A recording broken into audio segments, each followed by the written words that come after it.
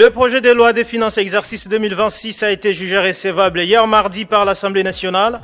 Selon la première ministre Judith Suminwa, ce texte est chiffré en équilibre et en dépenses à plus de 59 021 milliards de francs congolais.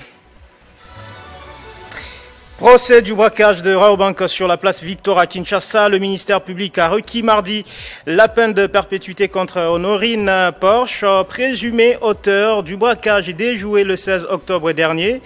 Les audiences se poursuivent ce mercredi, rapportent plusieurs sources. Massacre des civils à Biamboué. Une journée de deuil est observée ce mercredi sur l'ensemble du territoire de Lubero, au Nord Kivu, à l'initiative de la société civile locale.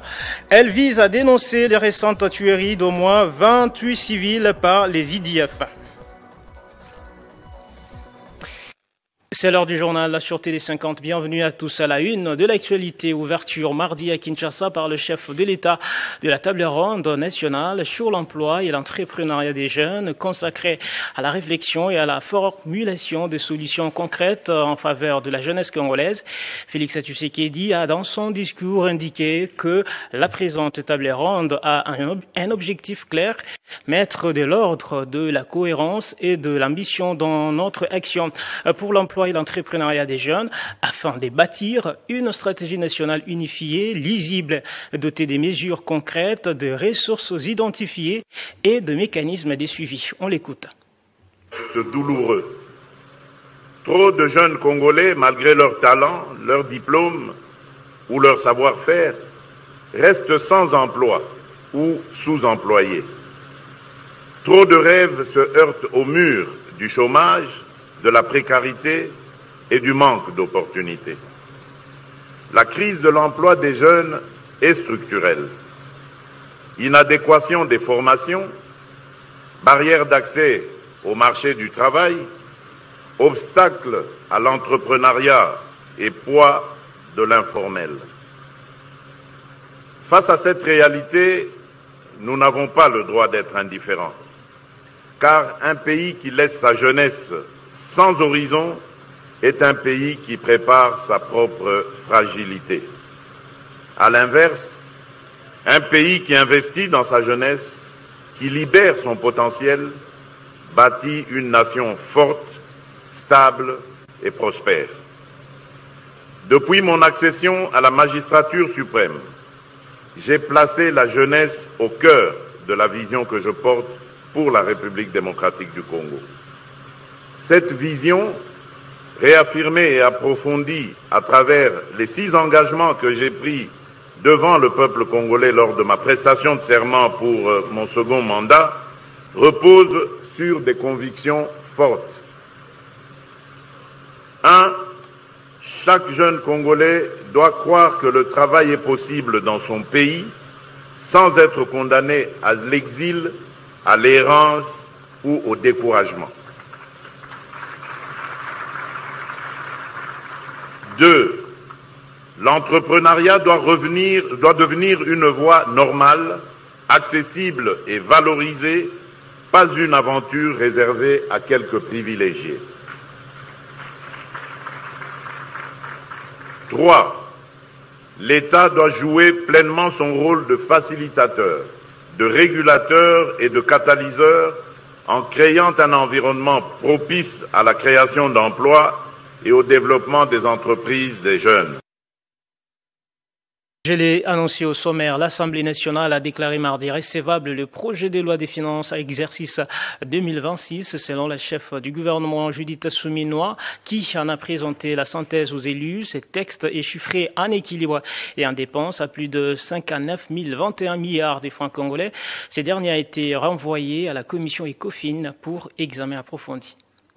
Durant 6 heures de débat, la chef du gouvernement a répondu à l'ensemble des préoccupations des élus du peuple, revenant longuement sur les fondements macroéconomiques du budget présenté en équilibre et chiffré à 59 021 milliards de francs congolais, soit une progression de 16% par rapport à l'exercice 2025. Elle a notamment rappelé que ce cadrage reste tributaire de l'évolution du contexte économique et du climat sécuritaire national nationale. La première ministre Judith Suminwa Tuluka a souligné que, malgré la baisse des recettes dans plusieurs zones de l'Est en raison des conflits armés, la politique budgétaire du gouvernement a permis de stabiliser le taux de change passé de 2800 francs à près de 2300 francs congolais pour $1. Elle a également salué l'action des FARDC et des Wazalendo, réaffirmant la détermination de l'exécutif à récupérer toutes les portions du territoire encore sous occupation.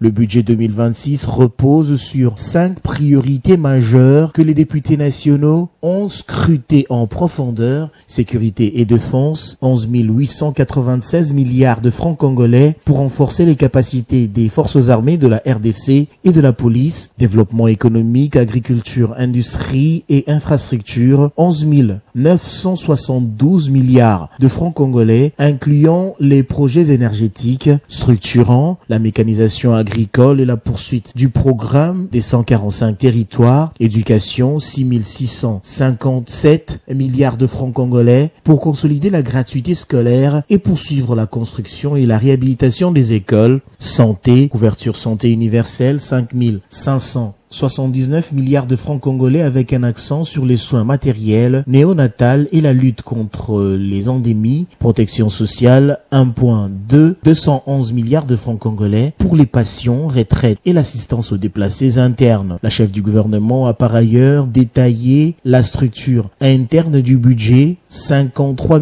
654 milliards de francs congolais pour le budget général, 962 milliards de francs congolais pour les budgets annexes et 4 404 milliards de francs congolais pour le compte spéciaux. Après avoir obtenu les éclaircissements attendus, l'Assemblée nationale a adopté la recevabilité du texte, ouvrant ainsi la voie à l'examen approfondi. Il faut noter que la plénière a été présidée de bout en bout par le président de l'Assemblée nationale, Aimé Boji Sankara.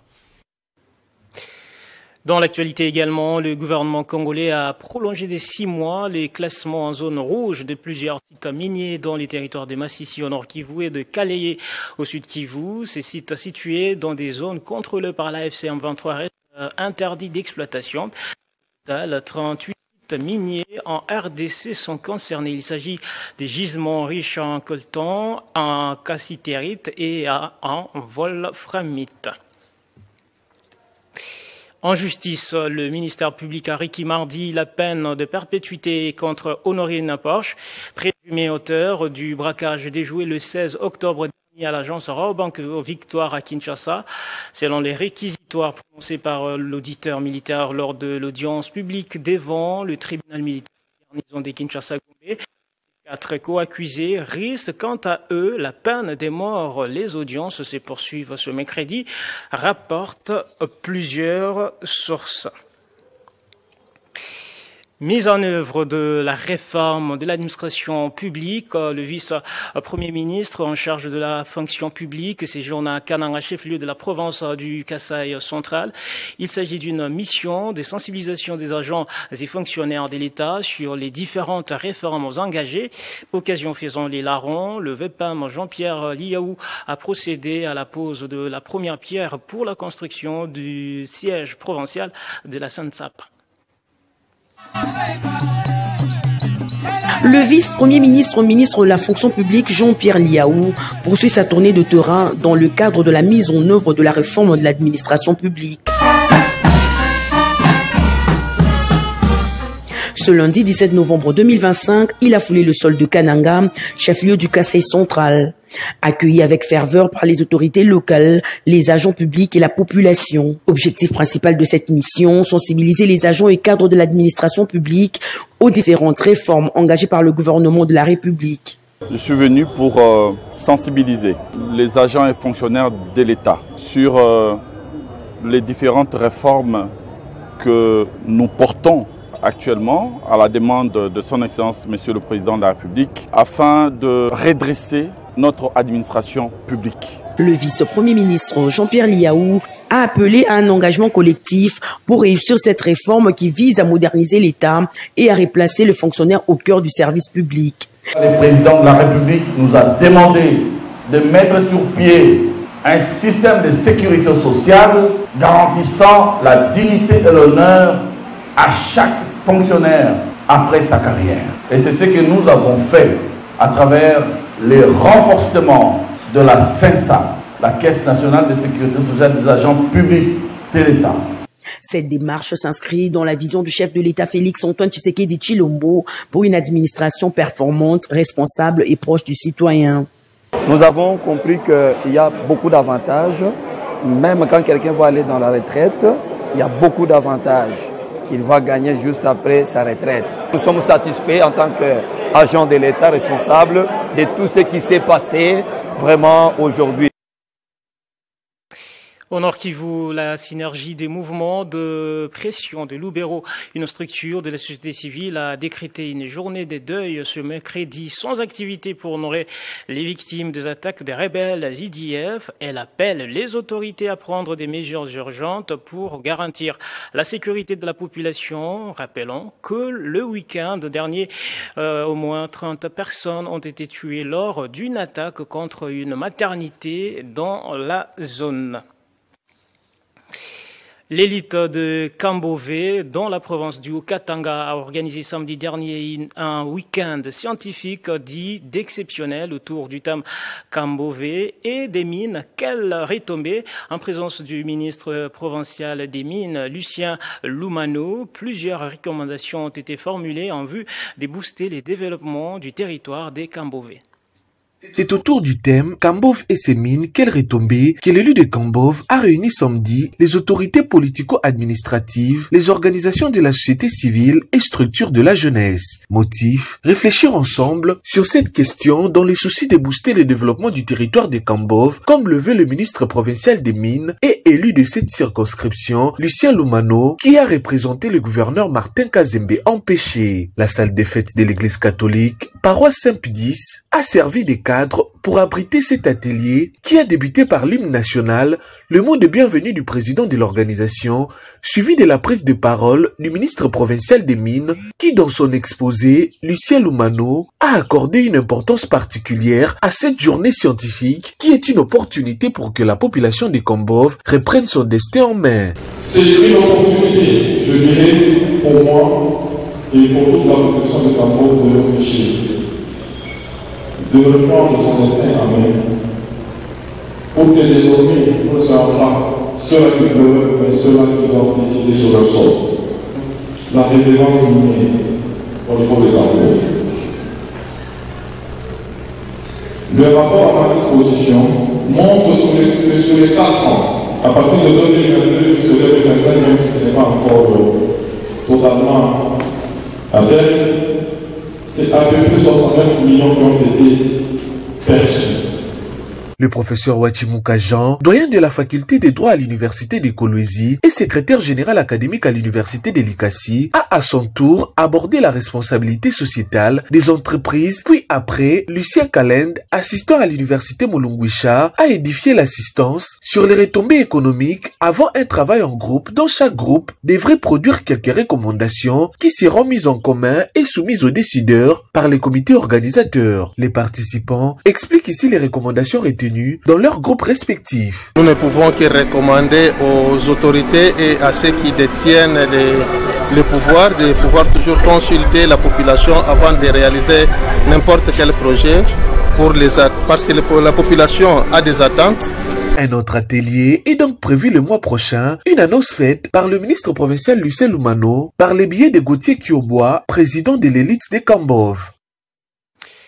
La nouvelle génération pour l'émergence du Congo, NOGEC, en sigle, amorce une nouvelle phase de son organisation interne après l'inauguration de son siège national. Son président Van Kapenga Kabundi Walesa a procédé à la nomination d'une équipe de secrétaires généraux et des nouveaux porte-parole pour renforcer la structure et dynamiser la communication du mouvement tant au pays qu'au sein de la diaspora. En République démocratique du Congo, la nouvelle génération pour l'émergence du Congo, NOGEC, poursuit sa restructuration après l'inauguration de son siège national. Son président national, Van Kapenga Kabundi Walesa, a procédé à une série de nominations visant à renforcer l'organisation interne du mouvement. Un nouveau pôle de secrétaires généraux a été mis en place. Il est composé de 6 responsables, chacun chargé d'un domaine stratégique. Les secrétariats permanents relèvent du président national. Organisé en poule, il est composé de personnes dont le nom et fonctions suivent. 1. M. Jonathan Ougnota, secrétaire permanent chargé d'administration. 2. M. Alain Famba, secrétaire permanent chargé des logistiques à intendance. 3. M. Louange Kaoucha, secrétaire permanent chargé de l'organisation et suivi des cellules. 4. M. Eric Kamba Kachila, secrétaire chargé des finances. 5. Madame Gladys Moké, secrétaire chargée des gestions, de la documentation et archives. 6. Madame Nounouche Mouema, secrétaire chargée du protocole. Dans la même dynamique, la NOGEC a également procédé à la désignation de ce nouveau porte-parole. Nommé porte-parole de la nouvelle génération pour l'émergence du Congo, NOGEC consigne les personnes dont le nom suit. 1. Monsieur Jean-Claude Nganzoa, porte-parole nationale. 2. Madame Stéphanie Mazanga, porte-parole adjointe nationale. 3. Monsieur David Andio Taladja, porte-parole de la diaspora. Selon le président Van Kapenda Kabundiwalissa, ces nominations s'inscrivent dans une vision de professionnalisation et de renforcement de l'efficacité opérationnelle de la NOGEC à travers tous les pays et au sein de la diaspora. La nouvelle équipe est désormais attendue sur terrain pour impulser une dynamique renouvelée au sein du mouvement. Dans les soucis d'améliorer les conditions de vie de la population de Kinshasa, le gouverneur Daniel Bumba Lubaki continue de porter les ambitions fortes sur terrain. C'est dans ces cadres qu'une équipe de la cellule de développement urbain de Kinshasa s'est rendue dans la commune de Massina, précisément au quartier Abattoir, pour le suivi de l'exécution des travaux de drainage. Le gouverneur de la ville de Kinshasa continue de se battre pour trouver des solutions efficaces contre les inondations dans la capitale. Live. Soucieux d'améliorer les conditions de vie de la population, Daniel Bumba Lubaki demeure à l'œuvre avec des actions fortes sur terrain. C'est dans ces cadres qu'une équipe de la cellule de développement urbain de Kinshasa s'est rendue dans la commune de Massina, précisément au quartier Abattoir, pour le suivi de l'exécution des travaux de drainage appuyés par l'Agence française de développement au travers du projet Topetola. Nous donc représenter la ville de Kinshasa pour essayer un peu de nous rendre compte de l'avancement des travaux. Nous avons vu que les équipes travaillent d'arrache-pied, malgré la pluie, malgré les intempéries, pour que les travaux puissent avancer. Et pour le moment, nous sommes satisfaits. Il est vrai que la population a quand même soulevé quelques plaintes, mais l'équipe de la maîtrise d'ouvrage déléguée, qui est menée par Veolia et Vessi, travaille d'arrache-pied aussi pour répondre à ces plaintes-là. Ensuite, cette visite s'est clôturée au quartier Salongo des Bonhommes dans la commune de Limité pour le suivi des bétonnages de routes et la construction des caniveaux, à la grande satisfaction des habitants de ce coin de la capitale. Oui, nous sommes vraiment très satisfaits parce que ça est très bien en béton toujours. Et surtout, l'option à terrasser 4x4, mais souci n'abisso majeur ezali na coin à venir le conseil na liberté na balabalo. Ces interventions structurantes sont accompagnées des prêts par le ministre provincial des infrastructures, travaux publics, affaires foncières, urbanisme et habitat, Alain Chilungu, afin d'assurer leur cohérence avec les priorités provinciales et d'en maximiser l'impact pour les populations bénéficiaires. En sport, les Léopards, les principaux titres, mesdames, messieurs. Le projet de loi des finances exercice 2026 a été jugé recevable hier mardi par l'Assemblée nationale. Selon la première ministre Judith Souminois, ce texte est chiffré en équilibre et en dépenses à plus de 59 021 milliards de francs congolais. Procès du braquage des Raobank sur la place Victoire à Kinshasa. Le ministère public a requis mardi la peine de perpétuité contre Honorine Porsche, présumée auteur du braquage déjoué le 16 octobre dernier. Les audiences se poursuivent ce mercredi, rapportent plusieurs sources. Massacre des civils à Biamboué, une journée de deuil est observée ce mercredi sur l'ensemble du territoire de Lubero, au nord Kivu, à l'initiative de la société civile locale. Elle vise à dénoncer les récentes tueries d'au moins 28 civils par les IDF. On passe à la deuxième et dernière partie de ce journal, mesdames et messieurs.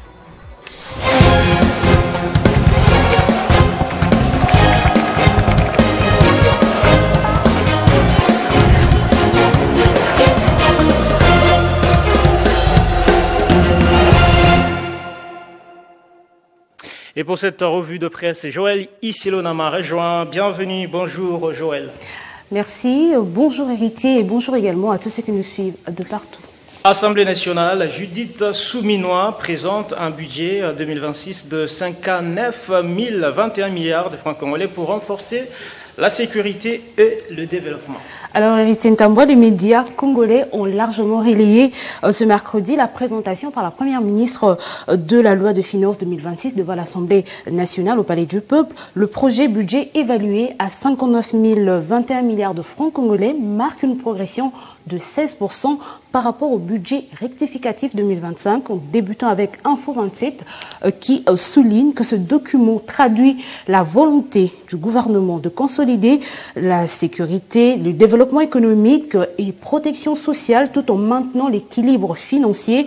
Le journal rapporte également que la chef de l'exécutif a insisté sur la nécessité d'une planification rigoureuse capable de répondre aux défis sécuritaires dans l'est du pays, de soutenir la croissance industrielle et agricole et de renforcer les services sociaux essentiels tels que l'éducation et la santé. Et de son côté, l'agence congolaise de presse note que face à un contexte sécuritaire toujours préoccupant, le gouvernement a alloué 11 896 milliards de francs congolais, soit près de 30% du budget général aux forces de défense et de sécurité.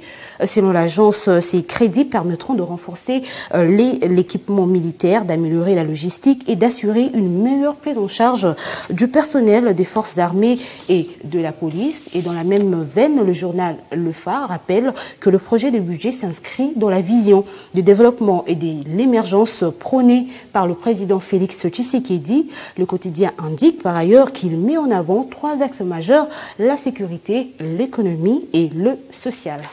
Dans la presse également, la table ronde sur l'emploi et l'entrepreneuriat de jeunes. Alors, toujours au Palais du Peuple, le président de la République, Félix-Antoine Tshisekedi, a ouvert la table ronde nationale sur l'emploi et l'entrepreneuriat des jeunes qui réunit jusqu'au 20 novembre les responsables politiques et acteurs économiques.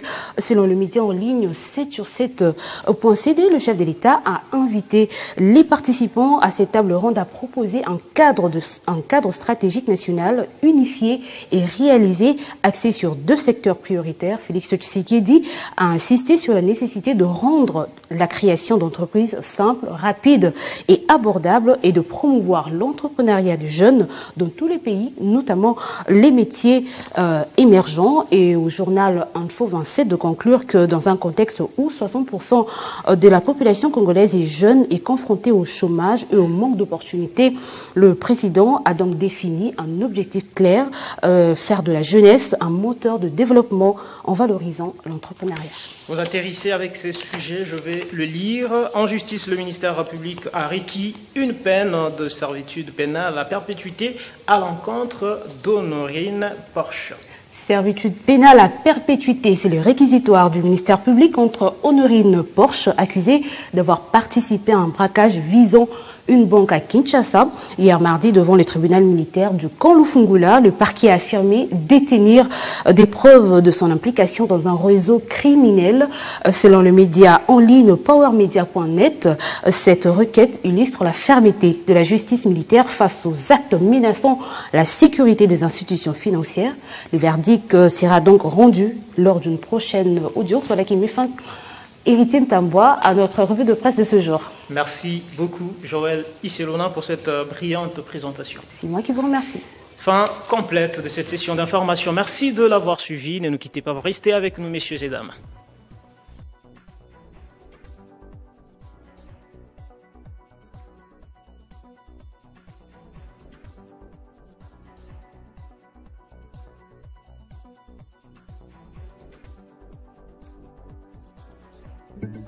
Retrouvez toute l'actualité en continu sur www.tele50.cd.